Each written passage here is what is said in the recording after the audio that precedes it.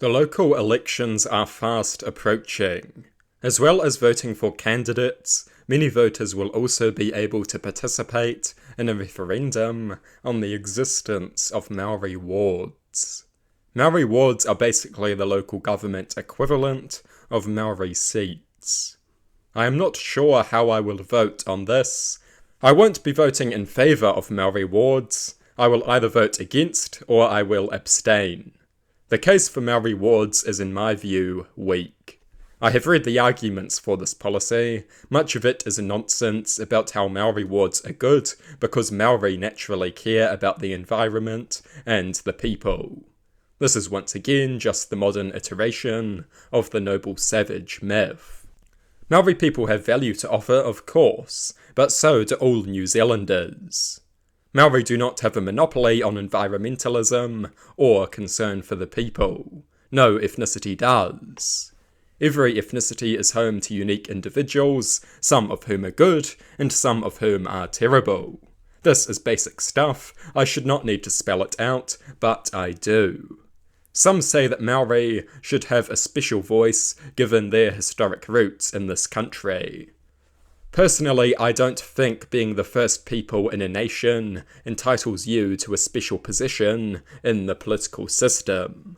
In my view, that is a reactionary perspective. The idea that simply being in a place for a long time entitles one ethnicity to more influence than another. I often see leftists making this argument, sometimes even bringing up modern immigration. Since when was this a left-wing position? I don't care who your ancestors are. If you are a committed member of the nation, you should be treated fairly and equally. There is no hierarchy in this country based on ancestry, or at least there shouldn't be. Ancestry should not define people's position in the political system. Again, that I have to say this to progressives is just madness. And some say this is about ending racial inequality. For decades we have been giving more and more money and power to the elite segment of Māori society, and the hideous inequalities are very much alive. Almost like this bizarre trickle-down approach does not work. Almost like Māori society is home to all the same internal class dynamics as Pākehā society. The left has dropped the ball big time on this issue. The political right tries to demonise the Marxist left.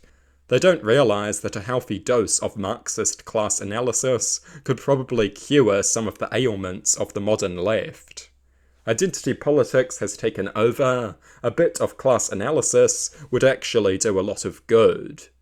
Some argue that without the Māori seats, Māori would have no representation.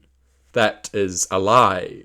Māori still account for about 20% of voters, and therefore have significant sway.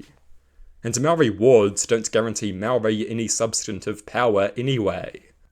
There are no special seats for Asians, black people, gay people, or disabled people, so are these people denied representation? And should we start creating countless special electoral categories for them? Or should we perhaps be attempting to break down those identities and unify all citizens as New Zealanders, members of one group that is far more important than all the rest? That is the nationalist agenda, and you will have a hard time arguing against it.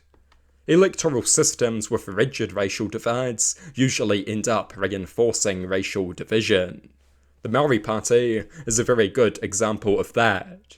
If your constituency consists of a single race, racist behaviour becomes inevitable as you pander to them. This is why Labour struggles to compete with the Māori Party. In a racial constituency, a racialised approach will win, which is a very good argument against racialised constituencies. I want people to identify with the New Zealand nation first and foremost. Other identities can exist, but should not be at the core of one's political identity. This is the difference between civic nationalism and ethno-nationalism. Māori Party policy only really makes sense if you are an ethnic nationalist. There is no civic nationalist argument for dividing everything by race. That threatens the multiracial unity and common identity that define a healthy civic nationalism. For these reasons, I am extremely skeptical about Māori Wards. Of course, all the same arguments apply to the Māori seats. I will be accused of racism for saying this, but I can guarantee I will see no serious counter-arguments, because I never do. And no amount of screeching losers can invalidate an argument. For that you need logic, and my left-wing critics don't have a drop of it. Māori people, like all New Zealanders, deserve serious representation that looks after their needs and fights against unjust inequalities. But the dominant approach on the left is not that. It is nothing more than a confused recipe for delusion, preserved only by a hideous abundance of white guilt. Many leftists are more scared of being called racist than they are of being wrong. They would happily be wrong, so long as the mob accepts them. That is a very dangerous mentality, and the quicker we drop it, the quicker we can transform this country into the success story that it could so easily be.